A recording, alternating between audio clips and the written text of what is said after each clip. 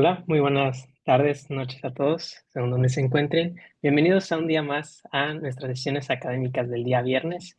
El día de hoy traemos un tema bastante interesante porque combina el lado clínico y un poco el lado del embarazo, ¿no? Entonces es muy interesante, además desde una vista médico-nutricional. Y el tema que vamos a revisar hoy es el tratamiento médico-nutricional en diabetes gestacional a cargo de la maestra, perdón, maestra en nutrición clínica, Clio Anaí Chávez Méndez, de quien me va a permitir leer un poco de su semblanza, pero antes les recuerdo que el chat va a permanecer cerrado durante la sesión y al final va a haber el tiempo de preguntas y posterior al tiempo de preguntas vamos a pasar el link de asistencia. Sin más, me permito presentar a la maestra, quien es maestra en nutrición clínica por el Instituto Nacional de Perinatología en el Instituto Nacional de Salud Pública, especialista en nutrición clínica con experiencia en el abordaje de pacientes ginecológicas, obstétricas, diabetes, enfermedades renales, hepáticas y soporte nutricio, práctica privada clínica para la atención de pacientes hospitalizados y ambulatorios en el Hospital Ángeles, docente y supervisora de rotaciones hospitalarias para la atención nutricional para alumnos de pregrado y posgrado, asesora de proyectos terminales de titulación de licenciatura y maestría, autora y coautora de trabajos de investigación y divulgación científica, y por si fuera poco, además es ponente en congresos, cursos y diplomados nacionales e internacionales. Bienvenida, maestra Clio, es un placer tenerla aquí con nosotros y pues el espacio es todo suyo. Buenísimo, muchísimas gracias, Fer, por la presentación. Igual, aprovechar en lo que voy compartiendo mi pantalla, agradecer la invitación a Fanny por permitirme el espacio para hablar de este tema, ¿ok? Y también a MedScientific por la oportunidad. Entonces, voy a compartir mi pantalla. Por favor, coméntenme si se puede ver y me puedo escuchar con claridad. Sí, se ve bien y se escucha bien. Tal vez si podría hablar un poquitito más fuerte estaría perfecto. Ok, a ver, ¿con este volumen estoy bien? Sí, Perfecto.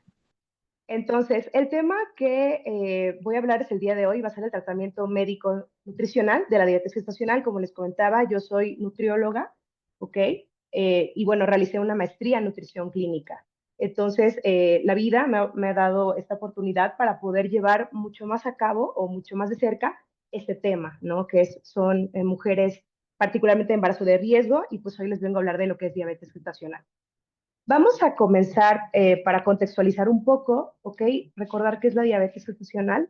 Esta imagen es meramente para como entender que tal cual la diabetes en el embarazo puede presentarse previo al embarazo o desarrollarse durante el embarazo. Tal cual, la diabetes gestacional vamos a entender que es cualquier grado de intolerancia a la glucosa con primer reconocimiento o inicio en el embarazo, ¿ok? Y la diabetes gestacional es aquella que se diagnostica en el segundo o tercer trimestre de gestación, que claramente no era diabetes previo a ella. Igual para entender un poquito de preámbulo, para que entendamos cómo es que sucede esta condición, hay que entender primero qué es lo que normalmente sucede en el embarazo, ¿ok? Es fundamental entender que durante el embarazo el cuerpo realiza ciertas modificaciones y adaptaciones bastante increíbles y asombrosas que se preparan para, en este caso, poder crear, ¿no? Y poder abastecer de estos nutrientes esenciales al bebé. Entonces, vamos a dividirlo en estas primera y segunda y tercera etapa. La primera etapa se caracteriza por ser un estado anabólico, donde las reservas maternas suelen incrementar, eso es completamente normal. La sensibilidad a la insulina también va a incrementar. ¿Y esto por qué? Se dice que es una resistencia a la insulina fisiológica del embarazo. ¿Por qué?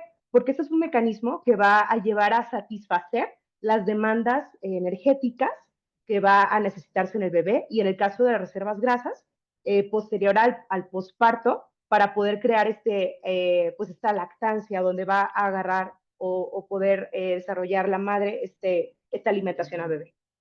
Durante la segunda y tercera etapa de la gestación ya se empieza a desarrollar un estado catabólico donde disminuye la resistencia a la insulina, ¿ok? ¿Y qué ocasiona esto? Hay una liberación de glucosa, de ácidos grasos libres, y eso es para poder llevar esta demanda al feto. ¿Qué pasa? Durante un embarazo sano, es decir, normal, eh, A esta condición hay una compensación, que es un incremento de la masa celular de células betas del páncreas, debido a esta hipertrofia e hiperplasia.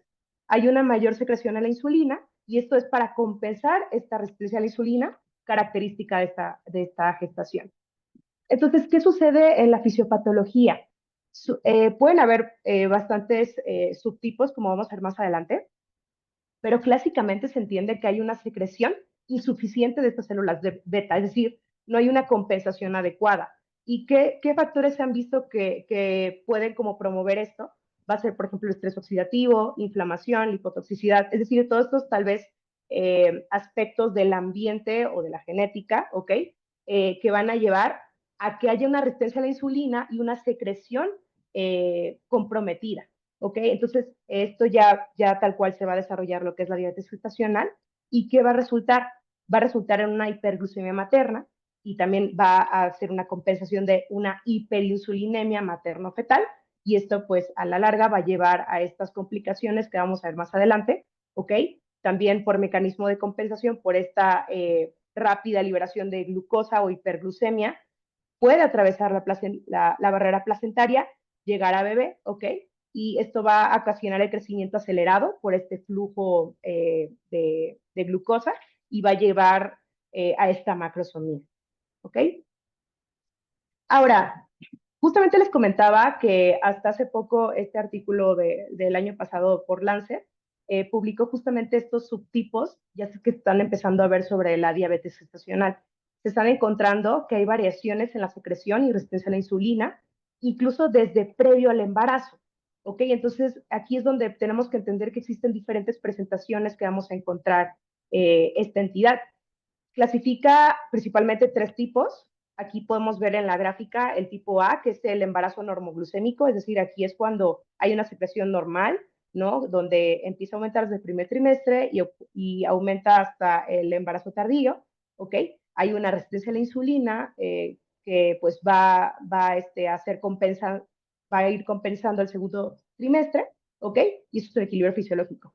Ya en el apartado B vamos a encontrar la diabetes gestacional tardía, ¿ok? Que aquí ya se menciona que hay una resistencia a la insulina ya que está elevada, es decir, ya la mujer trae resistencia a la insulina y obviamente se va a incrementar mucho más en el embarazo. Entonces, ¿qué está pasando? La secreción sí aumenta por el propio mecanismo que es, pero no alcanza a compensar esa sobresecreción, ¿ok? El subtipo C se dice que es la diabetes gestacional tardía, y menciona que el aumento es insuficiente, ¿ok? Particularmente en el embarazo tardío. Entonces, aquí la resistencia a la insulina es ligeramente mayor que el embarazo glucémico, pero el defecto, tal cual la secreción de insulina es la que no está logrando compensar, ¿ok?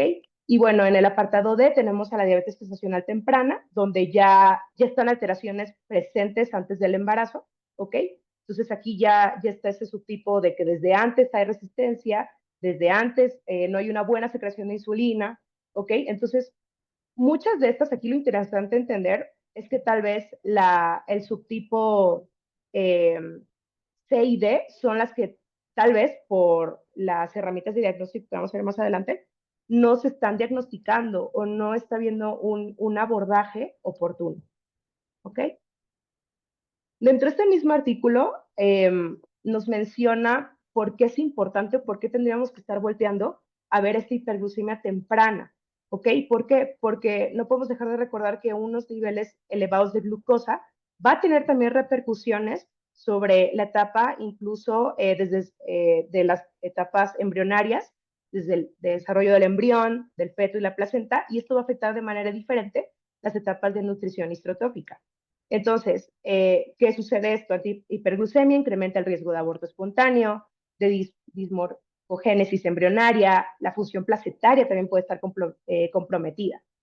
Y bueno, también porque esto es relevante, recordemos que dentro de este desarrollo fetal, donde se da, perdón, desarrollo embrionario, cuando empiezan a dar esta organogénesis, ¿ok? Son susceptibles a esta etapa o entorno hiperglucémico temprano, es decir, va a estar afectándose su estructura, sus respuestas a la señalización, las marcas epigenéticas, llevando a lo que conocemos la programación fetal.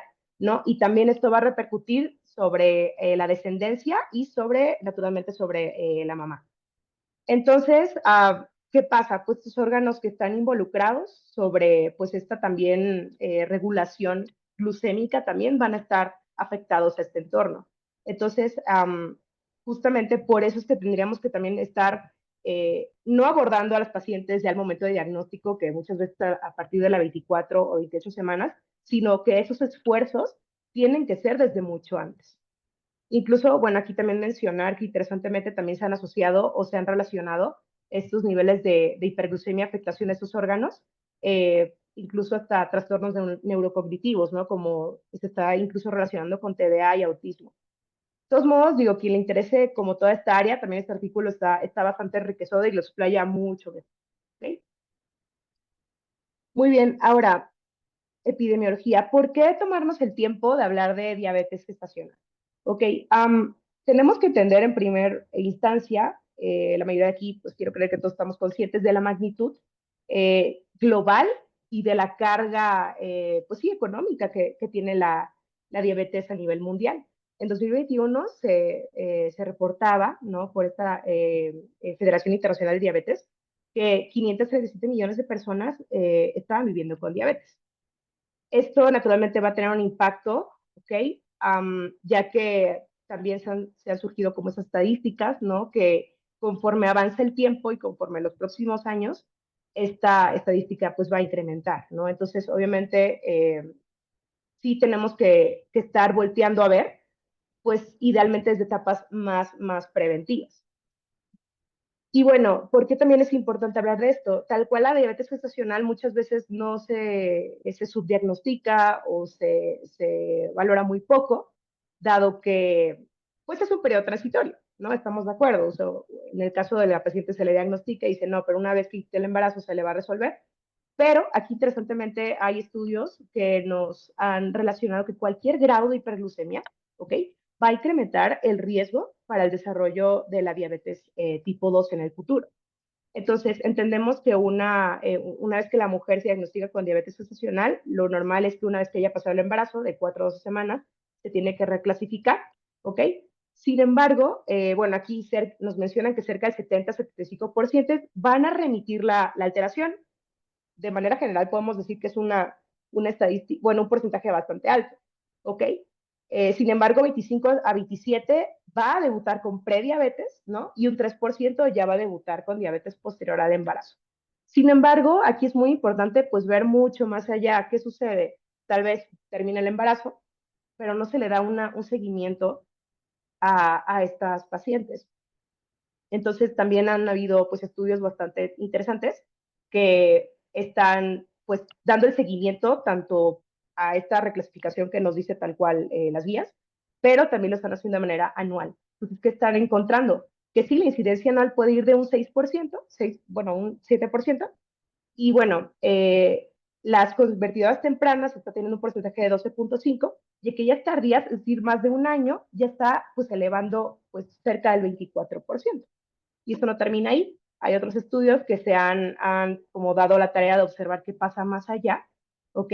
Y pues que lo que han encontrado que más allá de 10, 20, 28 años, el incremento va hasta 8 veces más. Entonces no basta con dejar hasta ahí, ¿no? Realmente son pacientes que ya tenemos que estarlas como teniendo en el radar para dar pues un abordaje subsecuente.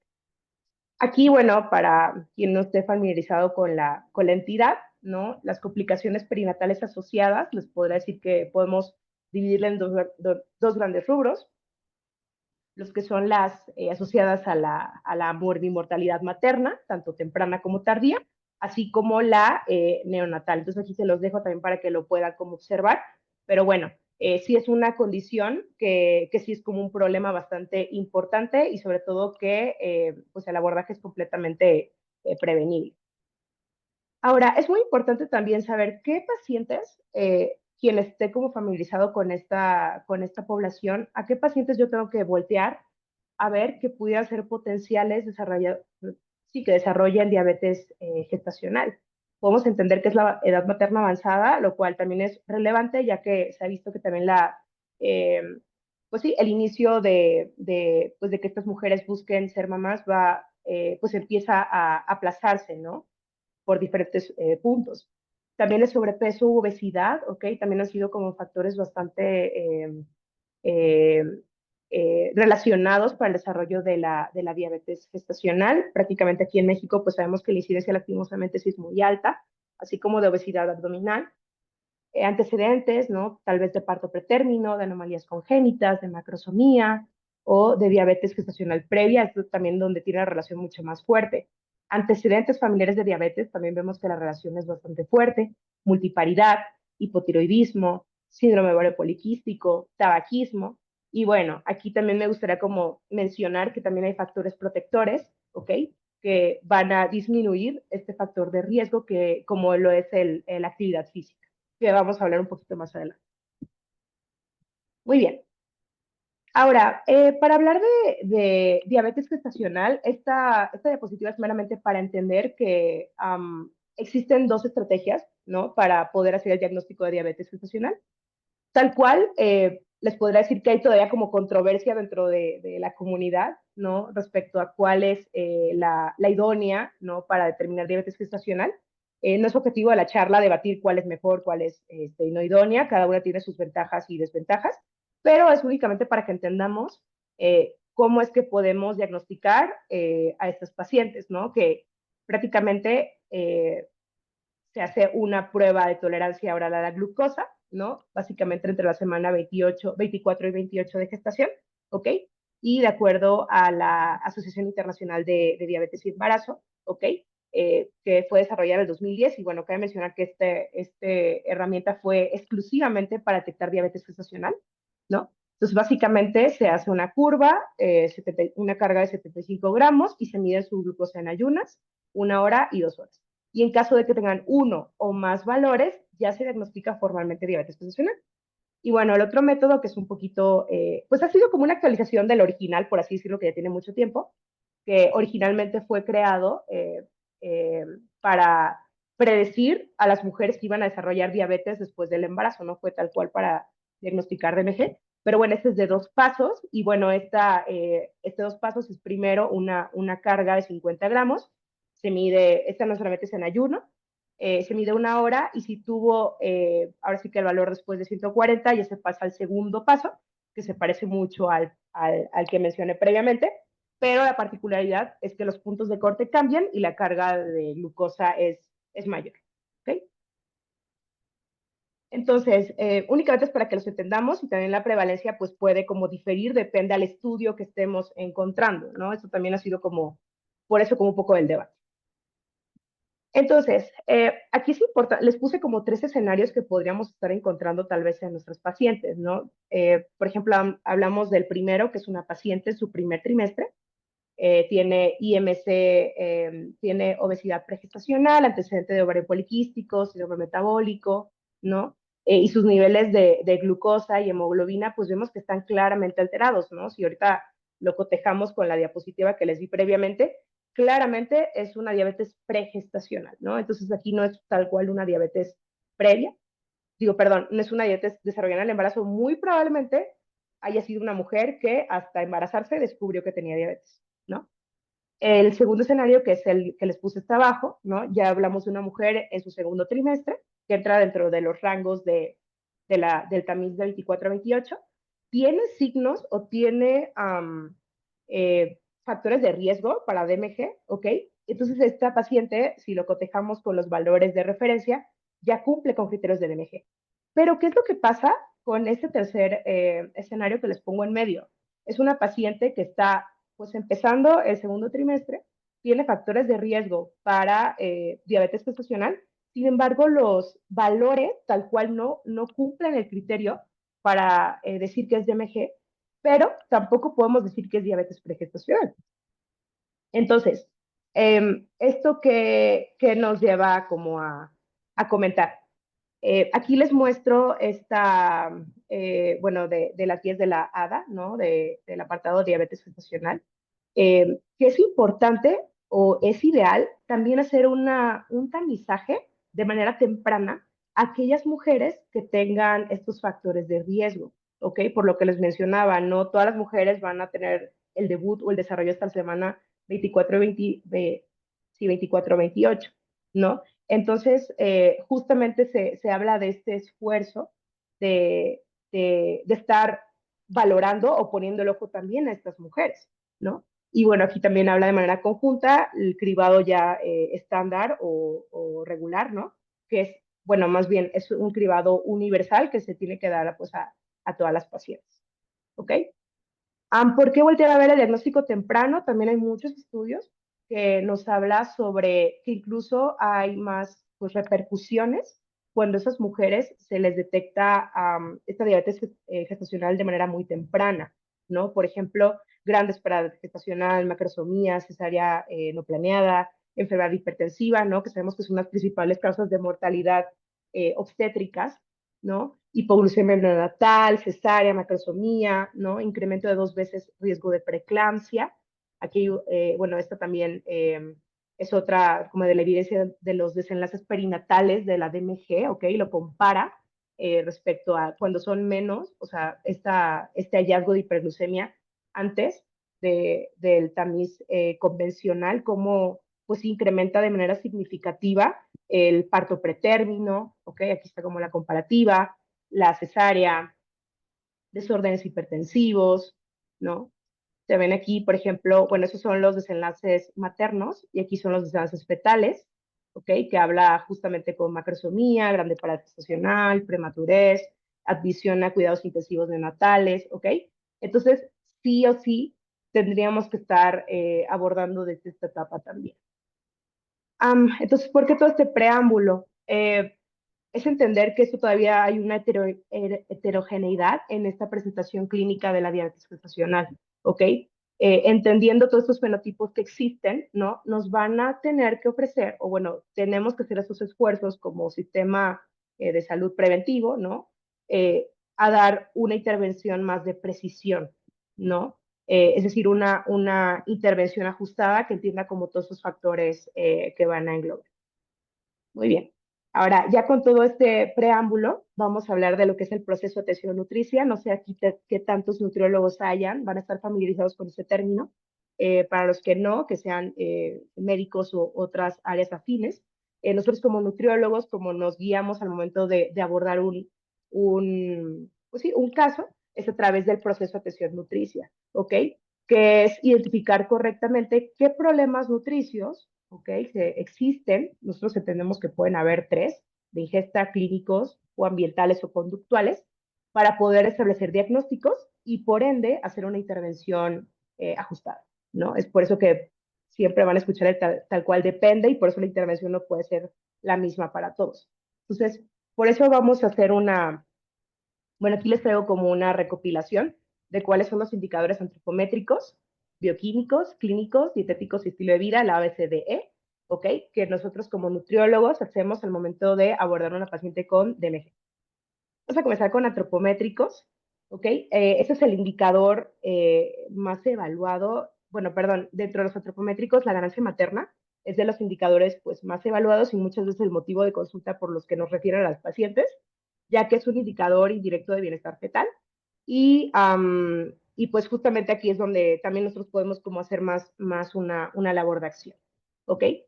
Sin embargo, desafortunadamente no existen lineamientos o todavía evidencia suficiente para establecer cuál es la ganancia adecuada para una mujer con diabetes gestacional, por lo que nos tenemos que ir a las referencias del Instituto de Medicina, ¿ok? En lo cual clasifica de acuerdo al IMC pregestacional, a menor IMC, mayor pues sí, peso que se espera que gane la paciente, y a mayor IMC, pues va a tener que ganar mucho menos durante el embarazo. Entonces, aquí, ¿qué es lo que les podría como resumir? Tal cual, se ha visto que una ganancia excesiva sí está peormente enlazada a estos outcomes, ¿no? O estos pronósticos, como alteración de crecimiento fetal, grande parada gestacional, macrosomía, cesárea, uso de fármacos, inicio de fármacos, ¿no? Desórdenes antihipertensivos, ¿no? Así como incremento de la insulina y riesgo de hipoglucemia neonatal. Y bueno, ¿qué es lo que nos ha dicho la evidencia interesantemente? Es que una ganancia insuficiente, ojo, pero aquí me gustaría hacer como un paréntesis muy grande, ¿no? Podría ser benéfico, ¿no? Hay estudios pues que nos podrán orientar que no hay riesgo a que haya un bebé pequeño para el gestacional, podría ser protector para grande, para el gestacional o para macrosomía, ¿ok? Y una ganancia adecuada, ¿ok? O insuficiente, pues ha mejorado como estos perfiles. Sin embargo, si nos metemos como un poquito más a analizar que hay un poquito de evidencia, vamos a pasar un poquito rápido para que se seleccione todo. Um, sí es importante el tener como, no llevar o no quisiera que se dé a entender como, ok, pues tiene que perder peso o comer menos la paciente para que le vaya mejor, ok, es todo lo contrario.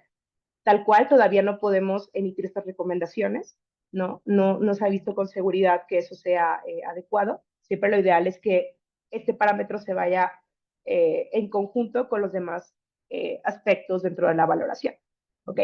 Entonces, aquí les muestro como este estudio retrospectivo, ¿no? Que ha algo grande, un total de 18,000, bueno, casi 19,000 mujeres, ¿ok?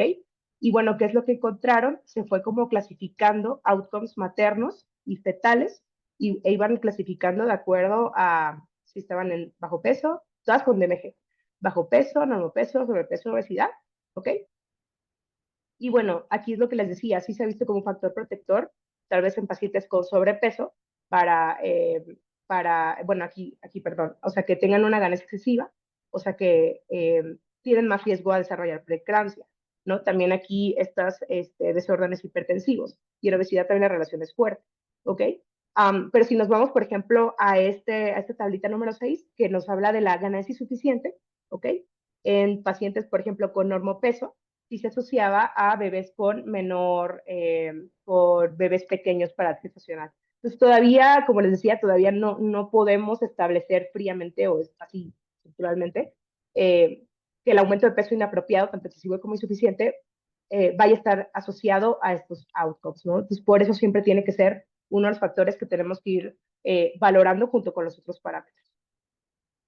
Muy bien, ahora, para hablar de los parámetros bioquímicos, naturalmente de donde vamos a hablar, porque es una de las piezas claves cuando hablamos de control glucémico, pues tal vez de este efecto del consumo de los hidratos de carbono sobre el control glucémico, ¿no? Entonces aquí les muestro cuáles son estas metas que tendríamos que estar, pues sí, abogando en estos pacientes, ¿ok?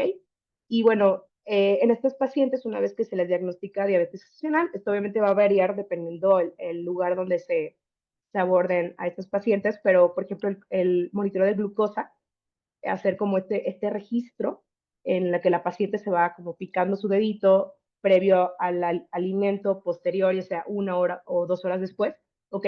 Puede ayudar a tener una mejor como seguimiento para su cuidado clínico. Entonces, ¿qué se ha visto? Que cuando, por ejemplo, tienen esta alteración, es decir, que se salen de la meta en glucosa en ayuno, puede ser predictivos para mayor, son predictivos de mayor grasa neonatal, así como predictor de obesidad infantil y diabetes. Y los postprandiales, ¿ok? Van a tener tal vez una mayor incidencia sobre la alteración de crecimiento, ¿ok? Y entonces, bueno, comentarles que es uno de los parámetros así muy importantes o de mucha ayuda una vez que inicia el tratamiento médico nutricio. Entonces, como les mencionaba, esta evaluación es valiosa y se asocia a estos mejores resultados. Sin embargo, pues me van a preguntar, bueno, Clio, ¿y cómo se hace eso o qué tengo que hacer? Tal cual les puedo decir que el consenso no hay, que se define una frecuencia óptima.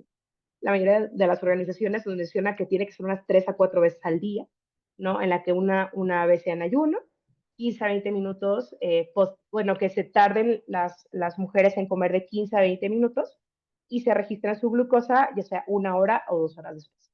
Entonces, bueno, lo que en este caso la experiencia que hemos tenido, insisto, esto va a depender mucho del centro con los que, y también los recursos con los que se encuentran, ¿no? Porque sabemos que tal vez no es una herramienta factible para muchos escenarios, ¿no? Puede ser 2 veces al día, midiendo 14 días, o sea, que la mujer se pique durante 14 días previo a la consulta, 2 veces al día, es decir, bueno, es decir, en ayuno, ejemplo, desayuno y 1 hora posterior al desayuno, al día siguiente, en ayuno antes de comer y 1 hora después de comer, ¿no? Para Esto para nosotros como nutriólogos es bastante valioso porque podemos entender tal vez el comportamiento de la glucemia, así como la respuesta que tengan estos pacientes hacia el consumo de alimentos. ¿Ok?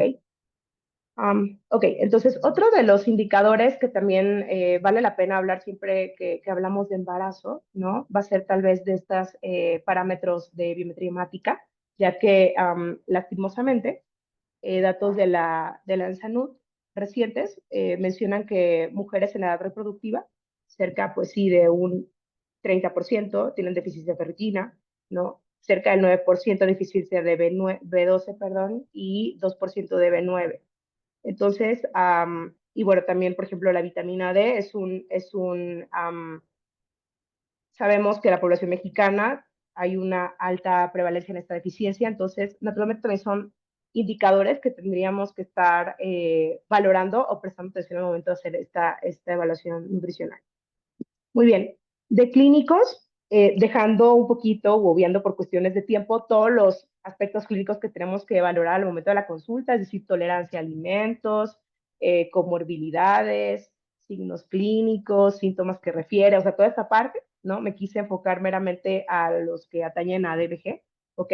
Y podemos hablar de, por ejemplo, crecimiento fetal, ¿no? Entonces, ¿qué se ha visto en embarazos con diabetes? Hay un crecimiento asimétrico donde hay un mayor tejido adiposo, y músculo en abdomen en la escápula, ¿no? Entonces, estos determinantes eh, van a ser, pues, riesgo para la macrosomía fetal, perdón. Eso también va a depender del centro donde se evalúe o el conjunto multidisciplinario que aborden a estos pacientes, ¿ok? Pero regularmente una vez que la mujer se le diagnostica diabetes gestacional, esta valoración materno-fetal tiene que ser mucho más estrecha, ¿ok? Entonces tal vez para esos pacientes, cuando está arriba de la semana 20, debe ser cada 4 semanas o arriba de la 28, pues va a ser el seguimiento mucho más estrecho cada 12 meses. Entonces, estos ultrasonidos seriados van a brindar información más exacta del peso fetal estimado, ¿ok? Y bueno, dos mediciones consecutivas. eh, Incluso aquí nos mencionan, ¿no? Que la circunferencia abdominal arriba de 90 van a ser predictores de macrosomía. También que encontremos polidramnios, ¿ok? Que también es una complicación que podemos ver por descontrol glucémico. Y bueno, la circunferencia abdominal también arriba de 75 van a ser inicio hipoglucemiantes. Nosotros como nutriólogos puede que a partir de aquí ya es que nos empiecen a derivar a las pacientes, ¿no? Muy bien. Entonces, dentro de los parámetros clínicos también tenemos que hablar de lo que es el tratamiento médico farmacológico. Aquí sí quise como ser muy enfática respecto a que el tratamiento médico nutricional, que está enfocado meramente a alimentación y estilo de vida, va a ser la primera línea del tratamiento para diabetes gestacional.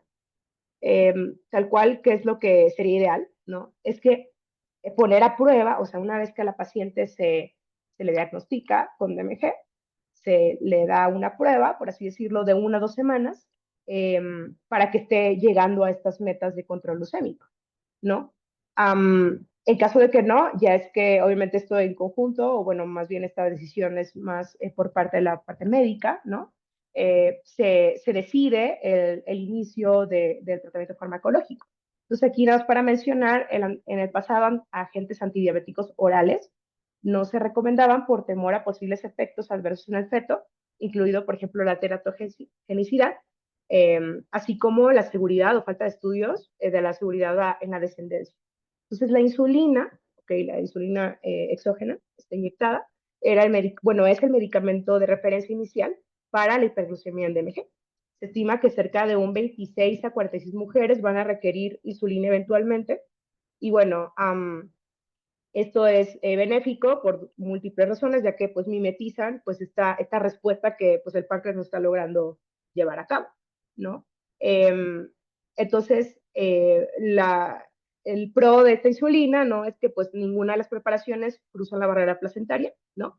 Y no tiene efectos a largo plazo sobre el bebé. Y bueno, por lo mismo que pues es mucho más utilizado, pues también tiene como obviamente esto con un adecuado abordaje, ¿no? Hay un control glucémico mucho más preciso y amplia experiencia clínica. Por otro lado, también podemos encontrar el abordaje con metformina y bueno, su implementación persiste como tema de debate, sobre todo por esta facultad de que traspasa la barrera placentaria. Sin embargo, pues en comparación con la insulina, pues tenemos como estos efectos, ¿no? Que se asocian con menor riesgo de hipoglucemia neonatal.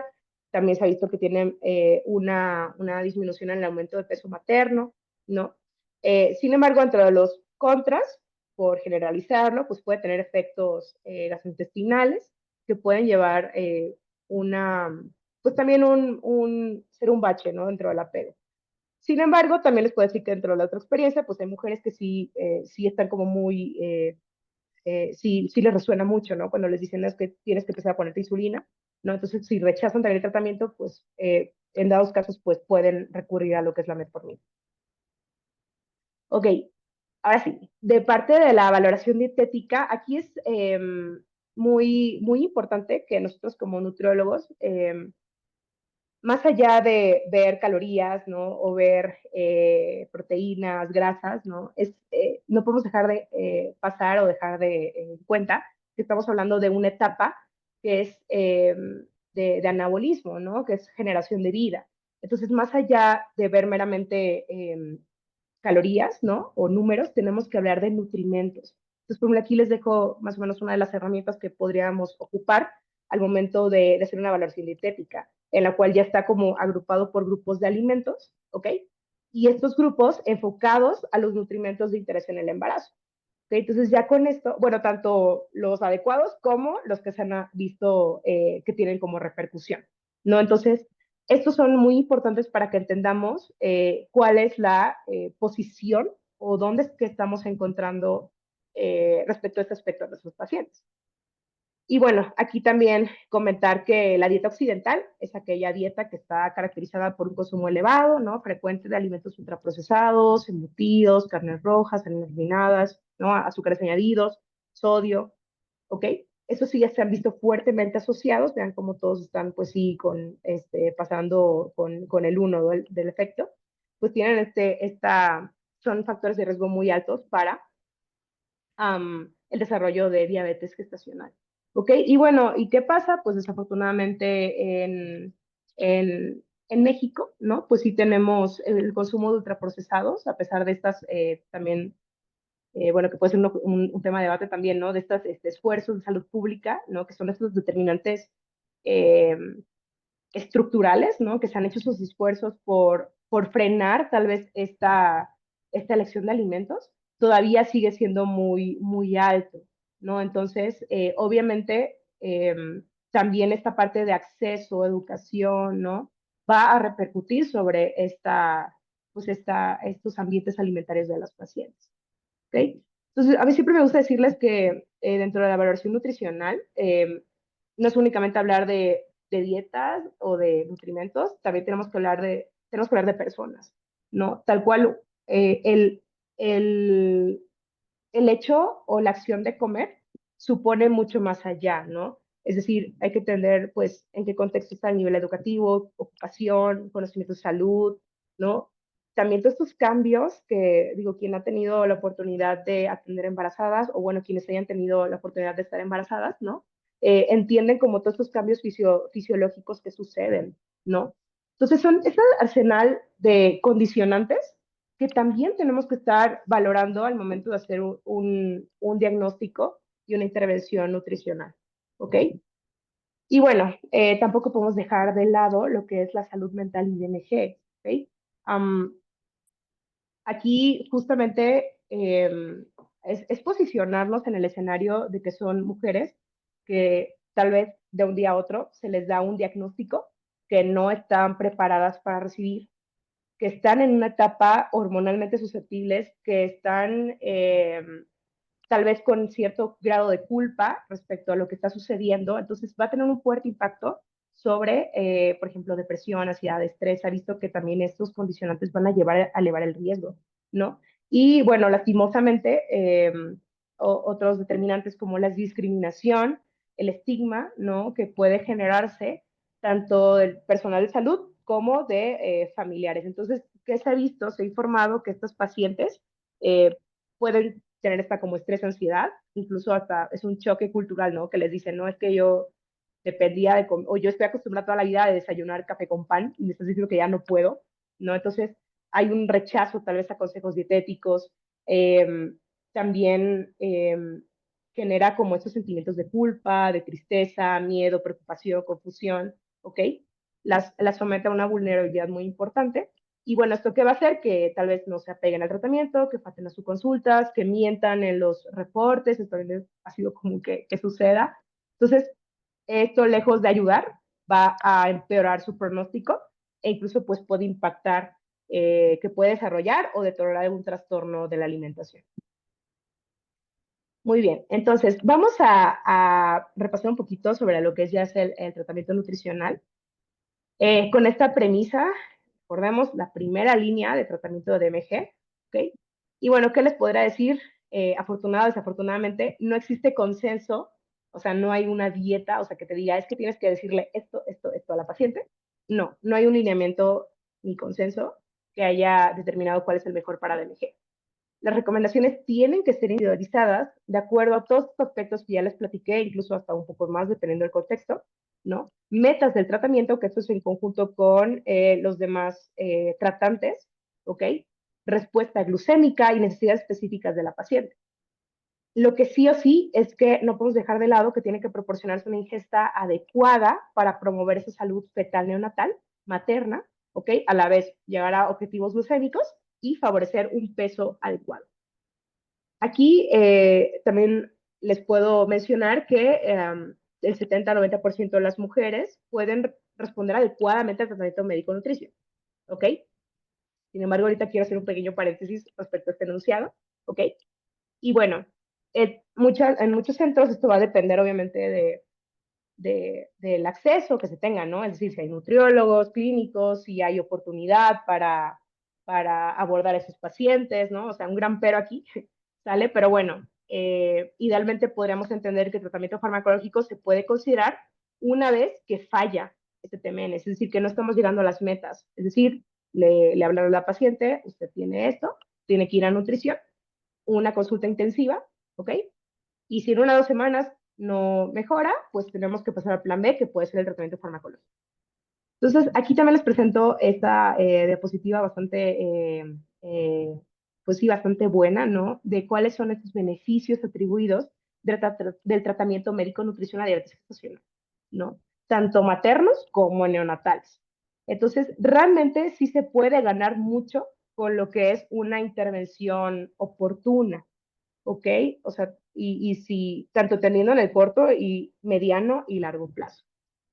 Entonces, ¿qué es lo que idealmente tiene que hacerse? Es iniciar lo más pronto posible. Es decir, 1 semana posterior al diagnóstico tiene que hacerse un manejo temprano. Una vez que se hace este manejo temprano, son visitas regulares y frecuentes para poder optimizar esos resultados. Aquí les podrá decir que idealmente estas consultas, pues sí, por el abordaje que ya les mencioné previamente, 15 minutos, 20 minutos es muy poquito, ¿no? O sea, realmente en 15, 20 minutos apenas estás haciendo un rapport, que es como esta relación que tienes que formar tal vez con la paciente para que sea sincera, puedas tú llegar a su motivador, es decir, como todos sus determinantes. Entonces, muchas de estas consultas depende del grado, antecedentes dietéticos, experiencias con dietas, etcétera. Puede variar de 60 a 90 minutos, ¿ok? La segunda consulta tiene que ser como 1 semana posterior, obviamente ya tiene que ir disminuyendo pues este tiempo, ¿no? La tercera en 2 semanas posteriores para ir reforzando como los conocimientos o ir como cubriendo ahora sí que aspectos que tú no pudiste como abordar en las consultas previas, ¿no? Entonces, justamente estamos trabajando un artículo junto con la doctora Perchart en el Instituto Nacional sobre cómo se ve esta diferencia en los desenlaces cuando se tiene un tratamiento médico nutricio intensivo versus uno, pues, no intensivo, que hablamos de 1 o 2 consultas y para de contar, ¿no? Entonces, por eso les decía, un tratamiento médico nutricio tiene sus efectos, pero con estas condiciones, ¿no? O sea, no es garantía el que mandes a una consulta, pero tú tienes que verificar que el personal sea capacitado, que esté afín o tenga una expertise en esta área para poder buscar esos resultados, ¿no? Entonces aquí justamente que se ha visto cuando el tratamiento médico nutricio se da por un nutriólogo, sí tiene estos beneficios sobre el control glucémico, ya que somos los capacitados, ¿no? En hacer esta evaluación profunda del estado nutricio metabólico, individualizar estrategias y promover o mejorar la PEP. Entonces, ¿cuáles van a ser los objetivos del tratamiento médico nutricio? En primera, asegurar las necesidades energéticas maternas y fetales, no patrones restrictivos, ¿ok? Porque muchas veces, desafortunadamente, aún está eso, ¿no? Tal vez llega la paciente y dice, quite, quite, quite, quite. La paciente, bueno, ¿ahora qué hago? Entonces, esto lejos de ir mejor, o sea, hay dos vías, ¿no? O, o sí te siguió, pero ya estás llegando a un estado de malnutrición, ¿no? O de plano no es capaz de llevar no está lista la paciente para hacer estos cambios, entonces por ende no te va a hacer caso, ¿ok? Objetivos: lograr un adecuado control glucémico y metabólico, promover una adecuada ganancia y crecimiento fetal, lograr una adherencia, que aquí es lo más complejo e interesante al momento de hacer este abordaje, ¿no? Tanto la alimentación, actividad física, mediante lo que es la consejería y educación intensiva. Así como, pues, no dejar de lado todo lo que lleva a cabo una paciente embarazada. Entonces, aquí les presento nada más como un pequeño preámbulo, un poquito de lo mucho que nosotros como nutriólogos hacemos, tal cual no solo damos dietas, tenemos un arsenal de opciones al momento de intervenir, ¿no? Que es tal vez la prescripción nutricia, la administración de alimentos y o nutrimentos, que aquí sería tal vez ¿no? Ajuste calórico, de macronutrimentos, tal vez de la prescripción de suplementación, ¿no? Pero también hay una parte de educación nutricia, de consejería, en fin, es una serie de intervenciones, ¿no? Que aquí es donde entra este gran depende al momento de hacer una intervención nutricia. Entonces, podemos hablar desde patrones de alimentación, que ahorita más adelante, unas cuantas diapositivas les enseño qué es lo que hay de evidencia, estrategias para modular tal vez esta ingestión de hidratos de carbono, ya que como decíamos que son los principales determinantes del control glucémico, ¿ok? Esta modificación o terapia de suplementación, que bueno, aquí la verdad no me quise ahondar mucho porque será una plática para otro día, otras horas, ¿no? Podemos hablar de cada suplemento, ¿ok? Pero bueno, también nosotros somos los responsables de hacer este control, ni tan exceso, ni dejar de asegurar lo que requieren. Así como este desarrollo de estrategias conductuales, ¿no? Fomentar la educación, apoyo, facilitar el conocimiento, la toma de decisiones, ¿no? La independencia de esta paciente. Nosotros como nutriólogos somos los facilitadores de este cambio de conductas. Entonces, ¿qué es lo que podríamos hablar respecto a a alimentación? O sea, ¿qué es lo que se ha visto? Los patrones, una alimentación saludable, ¿ok? Que entendemos que tal vez es una ingesta elevada, frecuente, ¿no? Y digo elevada y frecuente, ¿no? Porque no es lo mismo que comas una vez a la semana verduras a que lo hagas en las dosis óptimas, ¿ok? Eso sí se ha visto que es un factor pues bastante protector para el desarrollo de diabetes gestacional. Entonces, es por ello que tal cual se han propuesto estos patrones como la dieta DASH, la dieta mediterránea, la dieta basada en plantas, las guías mexicanas, ¿no? O la dieta de la milpa, que pudieran adecuarse a lo que es una alimentación en el embarazo. Aquí, ojo, nada más es enfatizarla, ¿ok? A los requerimientos del embarazo, ¿no? Porque no podemos dejar de lado que, como mencionaba, estamos en una etapa eh, son de las pocas etapas de anabolismo, ¿no? Entonces, aquí, interesantemente, donde podemos encontrar un poquito más de evidencia es el patrón DASH, ¿no? Que tal vez muchos lo conocemos por este patrón que está encaminado a mejorar la presión arterial, ¿no? Por sus siglas, Dietary Approach to Stop Intervention, ¿no? Hipertensión, ¿ok? Um, y bueno, aquí lo que me gustaría nada más como ser muy enfática es que si no se trata solo de decir, ah, bueno, te doy un Mediterráneo, te doy un DASH, te doy un... Tenemos que saber cuál es la diferencia de cada patrón de alimentación y qué lo caracteriza o por qué podría ser un patrón ideal en esta población. Ejemplo, si se han puesto a ver, el patrón DASH es un patrón que es elevado y predomina el consumo de hidratos de carbono. Es decir, hay un alto consumo de verduras, de frutas, de cereales, granos y tubérculos. Se habla que puede ir hasta más de 8 raciones, ¿no? Incluso hasta 10, ¿ok? Así como de lácteos. Entonces, Y bueno, esto puede como sonar muy, al momento de que la paciente llega a consulta y tal vez no sé, llegó con únicamente la indicación de quita todo, eh, sí puede como en cierta manera resonar o entrar en conflicto, pues que tiene que comer tantas frutas, ¿no? Es que el azúcar me sube, digo, perdón, las frutas me suben el azúcar, ¿no? La leche es mala, ¿no? Entonces, cuando ya hay evidencia que el patrón con sus cantidades va a tener sus efectos sobre la DMG. Entonces, todos los estudios que les presento aquí son sobre DMG. Igual se los dejo para quien le interese como esta área, lo pueda como revisar a fondo, ¿vale?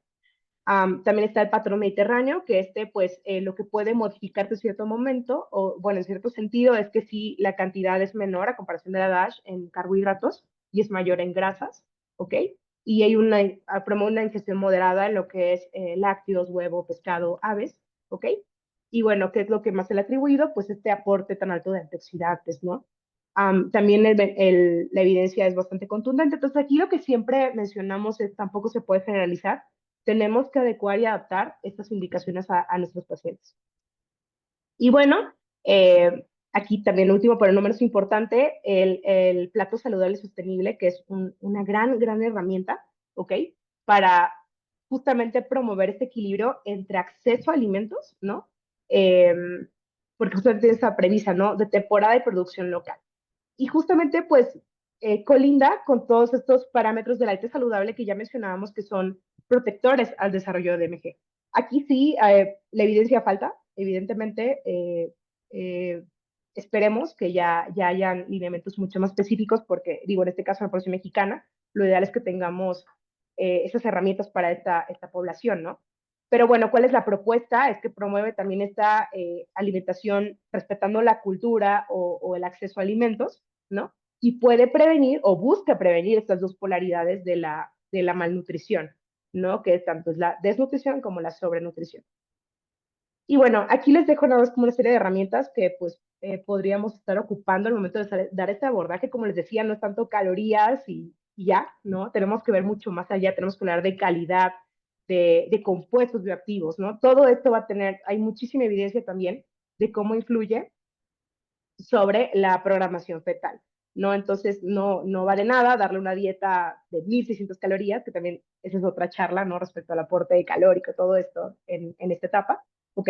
Pero si le estamos dando productos ultraprocesados, light, edulcorantes, ¿no? Entonces, lejos de allá tenemos que promover y adaptar estas herramientas. Entonces, aquí les dejo también como otra serie de herramientas que hemos estado como, pues tal vez como ocupando para orientar, ¿no? Y justamente es como este reto o de cómo dar esos objetivos que les mencioné previamente, cómo los puedo aterrizar para buscar la adherencia, bueno, la motivación y por ende la adherencia de la paciente. Bueno, entonces ya para finalizar, aquí les dejo como unos puntos clave para nada más como cerrar la charla, que es la diabetes gestacional es una complicación frecuente en México. ¿Y por qué? Pues porque hay varios factores, ¿no? Que pueden llevar a su desarrollo, por los que contamos en la población. La obesidad y sobrepeso son factores de riesgo potencialmente modificables y de los más importantes para esta entidad. La DMG temprana también es un lugar que tenemos que voltear a ver, ¿no? Así como su estrategia de diagnóstico sigue siendo una controversia, no en todos lugares se está evaluando oportunamente a estos pacientes y vale la pena intervenir oportunamente, ¿no? La hiperglucemia materna en todo el espectro, incluso desde previo a la concepción, podríamos mencionar, se asocia a un riesgo continuo desde enlaces perinatales. La atención nutricia debe asegurarse desde que se diagnostica la enfermedad o se conoce que la paciente tiene factores de riesgo. Es más, muchas veces, pues ya únicamente encontrando todos los puntos, ya tenemos que actuar. La evidencia es clara del papel de la TMN en reducir estas complicaciones maternas y neonatales. Y bueno, aún existe, no hay un consenso, ¿no? De cuál es la mejor estrategia, por lo que tiene que ser esto individualizado, ¿no? De acuerdo a la evaluación, métodos de tratamiento, respuesta glucémica, necesidades específicas. Y bueno, nosotros como nutriólogos somos los más capacitados para ofrecer esta atención nutricia intensiva, ¿no? Con el correcto también, pues sí, que haya como esta disponibilidad, ¿no? Porque también ese es otro tema de debate, ¿no? Respecto a los accesos oportunos y adecuados. Y por lo mismo, pues sí es relevante que formemos parte del equipo de salud en la atención de esas mujeres. Y bueno, sería todo. Ahorita, si hay como alguna duda, estaré gustosa de responder. Gracias. Lío, muchas gracias por tu brillante ponencia. Nos permites abrir un panorama bien interesante acerca de el abordaje médico-nutricional de diabetes gestacional, que como bien lo has comentado, nos enfrentamos a muchos retos, ¿no? La ciencia avanza, la evidencia científica avanza a pasos agigantados. Sin embargo, aún pues existen muchos retos en el abordaje. Y creo que nos has dado un panorama súper completo, bien interesante y bueno, siempre pones a la nutrición en alto. Tenemos muchas preguntas, Clio. Voy a hacer lectura de algunas de ellas para que nos compartas tu opinión acerca de ello con tu amplia Buenísimo. experiencia. Bueno, Va. en primer lugar, muchas felicitaciones, excelente ponencia. Y bueno, nos preguntan, ¿cómo cambia el requerimiento calórico a lo largo del embarazo? Ok, excelente pregunta. El requerimiento calórico va a estar destinado principalmente por diferentes factores, ¿no? Tal cual se habla que a partir del segundo y tercer trimestre ya es que empieza a haber un gasto mayor, ¿no? O sea, sumamos, porque el primer trimestre, tal cual, no hay un anabolismo, ¿no?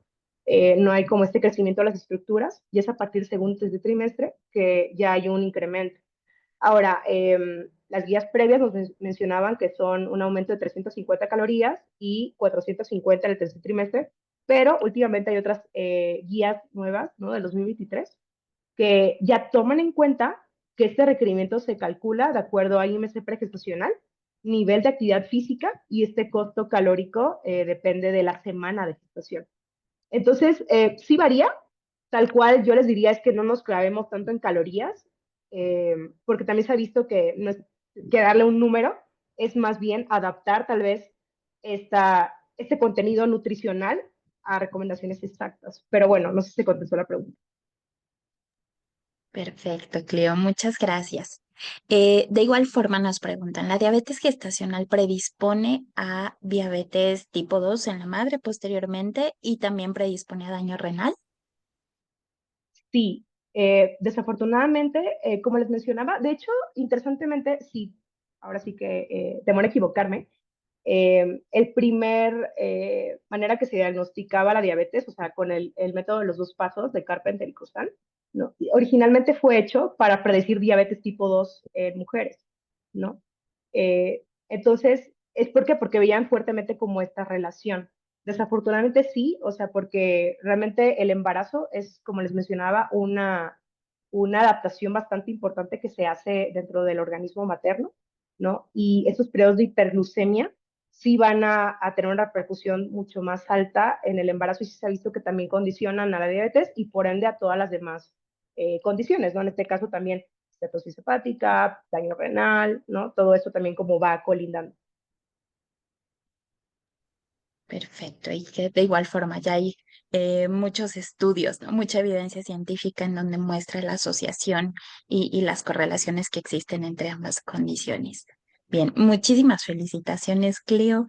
De igual forma, me da mucho gusto ver a algunos de nuestros colegas, compañeros. Gracias por Buenísimo. acompañarnos. De igual forma nos preguntan, ¿qué pautas existen conforme a la diabetes tipo 5 relacionadas a diabetes gestacional, tanto en pacientes pregestacionales como gestacionales? Uy, también, vaya. Bueno, en el sentido de tipo 5 que está relacionada a una malnutrición, también se ha visto pues estos, bueno, tal cual, no les podrá dar ahorita el dato si está relacionada, pero entendiendo tal vez el mecanismo fisiopatológico sí pudiera tener relación, ¿ok? Perfecto. Pero bueno, aquí tal vez Eh, es una área bastante interesante a investigar un poco más. Me lo dejan de tarea. claro, necesitamos otra sesión, Clio, para poder hablar de tantos Yo feliz. detalles. que existen relacionados con este tema. También nos piden si nos podrías compartir el material de las guías de referencia para población mexicana respecto a dieta mediterránea, Ok. dieta DASH. Y bueno, creo que es uno de los materiales que llama mucho la atención y que pues sin duda alguna es un punto importante de referencia. Ah, ¿o que me regrese? ¿O cómo? Muy bien, sí, exacto. Si Aquí. nos podrías proyectar, exacto. Muy bien, Ah, ok, ok. Ya, es que justo perfecto. esto ha sido como material, bueno, que ahora sí que pues hacíamos uso, por ejemplo, en el instituto, justamente en este esfuerzo de poder extrapolar recomendaciones hay estrategias, ¿no? Entonces, justo aquí nos buscamos guiar de lo que mencionan las guías alimentarias, ¿ok? Y como bien les mencionaba, pues totalmente se pueden adaptar y deberían de adaptarse, ¿no? Bueno, les voy a poner también para aquí por si querían ver eso también, ¿sale? Pero sí, justo, aquí está sin problema. Y bueno, tal cual las guías, no es que hemos hecho una guía tal cual de embarazo, estaría muy interesante también, pero lo que hemos hecho es meramente con el análisis, adaptarlo o adecuar. Perfecto, gracias, Clio. Y fíjate que también hay una pregunta bien interesante acerca de dieta cetogénica y ayuno intermitente. ¿Qué se conoce en la actualidad? ¿Existen riesgos asociados tanto para la madre como para el feto de aplicar una dieta cetogénica y ayuno intermitente aunque esté vigilada nutricionalmente? Excelente pregunta. La verdad es que sí, también entra mucho en debate, ¿no? Respecto a la seguridad de la dieta cetogénica en esta etapa. Tal cual, porque sí me he dado la tarea de buscar respecto a la evidencia de esta dieta. Les puedo decir que tal cual la evidencia es muy baja y de hecho únicamente se ha visto, pero en mujeres con epilepsia refractaria, ¿no? O sea, es como tal vez estas mujeres que sí no están cediendo al tratamiento anticonvulsivo y están pues ya en el sentido de plan B, C, o sea, A, B, C, D, bueno, la dieta cetogénica. Y realmente los estudios son súper bajitos de calidad, o sea, son muy bajitos. Eh, Se han implementado, por ejemplo, en mujeres que ya llevaban una dieta cetogénica por la propia epilepsia. Entonces, ¿qué es lo que habían hecho? Como aumentar un poco, poco a poco el requerimiento de hidratos de carbono, porque recordemos que los hidratos de carbono son el sustrato energético fundamental para el desarrollo y crecimiento de bebé. Tal cual no está recomendado, o sea, por general podríamos decir, de hecho hay una IDR, que ahorita un artículo del 2023, sin temor a equivocarme, les puedo pasar la referencia, habla sobre esta propuesta que incluso tiene que modificarse porque también hay un gasto de carbohidratos por la placenta. O sea, se tiene que sumar también este requerimiento.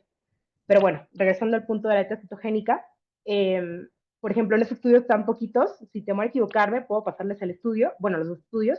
eh, en uno de ellos mencionaba que no hubo problema, sí estaba súper estrecha, vigilada la dieta, pero en otro estudio sí me parece que el bebé salió con equinovaro y tuvo también alteraciones, no me acuerdo cuáles bien, pero sí tuvo como alteraciones morfológicas en su desarrollo. Entonces, tal cual la evidencia es muy bajita. Aquí lo que yo les podría decir es el riesgo-beneficio, ¿no? Y tal vez esta decisión sí tiene que ser como muy, pues bastante cuidada, ¿no? Entonces, no se recomienda en general, o sea, sí, también el ayuno intermitente, ojo, aquí también podemos hablar de un arsenal de ayunos intermitentes, ¿no? Hablar tal vez del más flexible, el 12-12, totalmente aplicable para el embarazo, tal vez uno diferente, ¿no? Como el 16-8, en fin. Aquí lo que más les podría decir es que hay que cuidar mucho el aporte nutricional y también no lo recomendaría en mujeres que tal vez están con terapia de insulina, ¿no? Entonces también aquí ojo con riesgos de hipoglucemias, ¿no? Entonces sí sería como un pero y tendríamos que estar como valorando qué tanto se va a beneficiar, que no se beneficie de lo demás. Entonces también es como para qué, porque como mencionábamos, estamos en una etapa de formación y tal cual estos patrones tienden a la restricción. Claro, y creo que es bien importante considerar lo que has comentado, ¿no? Hay órganos glucodependientes que sí o sí necesitan como sustrato glucosa, no pueden utilizar algún otro sustrato energético como la mayoría de nuestros órganos, ¿no? Entonces sí es bien importante considerarlo. Y bueno, aunado a lo que comentas, efectivamente, la mayoría de los estudios, pues no son estudios longitudinales, prospectivos, que hagan un seguimiento a largo plazo, y pues mucha evidencia que conocemos, pues es a muy corto plazo, ¿no? Y sí vale la pena, pues, conocer y profundizar un poco más. No es lo mismo hablar de una alimentación restringida en tiempo, hablar de una Totalmente. dieta modificada con un muy bajo aporte calórico, ¿no? Muy bien. Y bueno, finalmente, nos comentan, es importante sensibilizar a los pacientes de la importancia de realizar ejercicio físico. Creo que es un punto también súper importante que debemos abordar. Sin embargo, es aún más importante saber cómo prescribir ejercicio físico, tanto de fuerza como cardiovascular, de tal forma que pues se pueda marcar la relevancia en la sensibilización a la insulina y la mejoría en las glucemias por efecto del ejercicio. Y bueno, Clio, yo creo que existen muchos temas más por hablar, calidad de sueño, ¿no? Ritmos biológicos, muchísimas Totalmente. cosas que están involucradas en el tema, pero sin duda nos has mostrado un panorama hermoso de diabetes gestacional. Hay muchas felicitaciones, Clio. Te invito a que también pues leas cada uno de los mensajes que te han compartido aquí el auditorio, y pues te agradecemos mucho por aceptar nuestra invitación. Ha sido un placer enorme tenerte con nosotros y esperamos que muy pronto puedas volver para dar continuidad a otro de los temas y de las diferentes áreas que van saliendo de este tema. Muchas gracias, Clio. Un orgullo para nosotros tenerte aquí y pues bueno, estaremos en contacto.